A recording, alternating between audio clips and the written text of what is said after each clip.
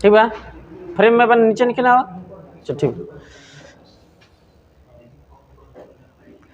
दोनों चार्ज के बीच का जो फोर्स होगा वो उनके मैग्नीट्यूड और आर दोनों पर डिपेंड करेगा। जैसे जैसे चार्ज का मैग्नीट्यूड बढ़ेगा फोर्स बढ़ेगा, और दूरी बढ़ेगा तो फोर्स क्या होगा, घटेगा।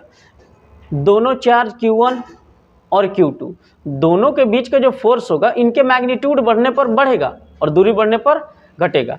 ये चार्ज है Q1 और ये चार्ज है Q2।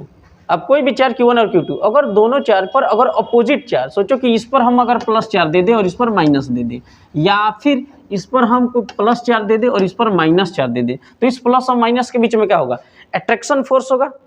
वो अट्रैक्शन फोर्स कितना होगा, F is equal to 1/4 pi epsilon naught Q1 Q2 upon R square के बराबर होगा, जैसा कि हम कूलम्ब्स लॉ में पढ़े हैं। हम यहाँ प्रैक्टिकली सिर्फ इसको समझेंगे कि अगर ये चार्ज प्लस और ये चार्ज माइनस, तो दोनों के बीच में अट्रैक्शन का फोर्स लगेगा, अट्रैक्शन का फोर्स लगेगा।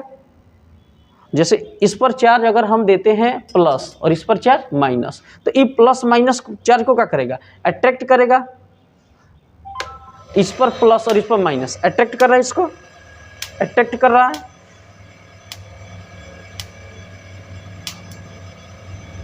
अब उसको अट्रैक्ट कर रहा है, प्लस वाला जो उधर वाला चार्ज है इस माइनस वाले चार्ज को क्या कर रहा है, अट्रैक्ट कर रहा है, उसको अपनी ओर खींच रहा है।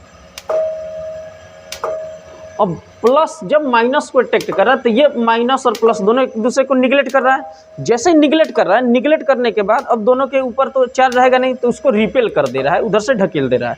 पहले प्लस माइनस को खींच रहा है, जब दोनों जा रहा है तो स्पार्क क्रिएट होता होगा। दोनों निगलेक्ट जब चार्ज होंगे तो निगलेक्ट चार्जों के बीच का तो कोई फोर्स लगेगा नहीं, तो उसको क्या कर रहा है, रिपेल कर रहा है। इसलिए इसमें ऑसिलेशन हो रहा है, दोलन। पहले अट्रैक्ट कर रहा है, फिर न्यूट्रल होने के बाद उसको क्या कर रहा है, रिपेल कर रहा है। इस पर पॉजिटिव चार्ज और इस पर निगेटिव चार्ज, प्लस और माइनस के बीच में कौन फोर्स लगेगा, अट्रैक्शन। तो प्लस माइनस को क्या कर रहा है, खींच रहा है, और खींचने के बाद क्या हो रहा है, उसका प्लस इस वाले माइनस को निगलेक्ट कर रहा है। अब निगलेक्ट हो जाएगा तो कोई चार्ज उस पर रहेगा नहीं, बस दोनों के बीच में रिपल्सन हो जा रहा है, न्यूट्रल।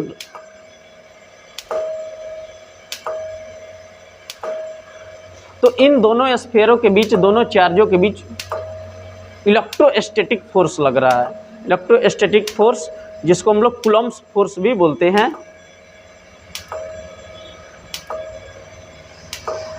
अगर हम उसके प्लस चार्ज को निगलेक्ट कर दे तो दोनों के बीच का जो अट्रैक्शन फोर्स होगा वो 0 हो जाएगा।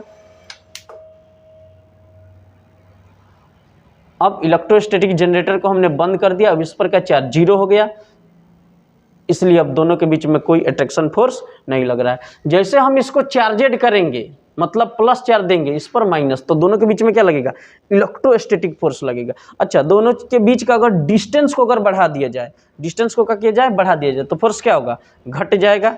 अब इन दोनों के बीच के डिस्टेंस को थोड़ा बढ़ाते हैं, चलो बढ़ाते हैं, थोड़ा उधर भाई ले उसको, थोड़ा इन दोनों के बीच के डिस्टेंस को बढ़ा करके देखते हैं कि फोर्स कम हो रहा है कि नहीं। दोनों के बीच का डिस्टेंस थोड़ा बढ़ गया, अब देखते हैं कि फोर्स जो है, फोर्स कम लग रहा है। अब फोर्स कम लग रहा है, पूरा अट्रैक्ट नहीं कर पा रहा है, उसको अट्रैक्ट कर रहा है लेकिन पूरा तरह अट्रैक्ट नहीं कर पा रहा है, क्योंकि दूरी बढ़ेगा तो फोर्स क्या होगा, घटेगा।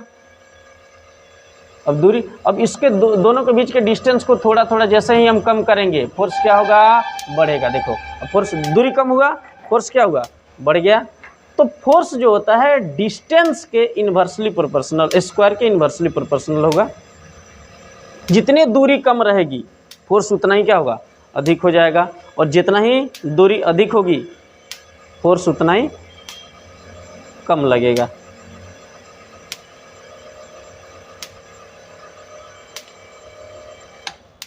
कितना मिनट का खींचा है।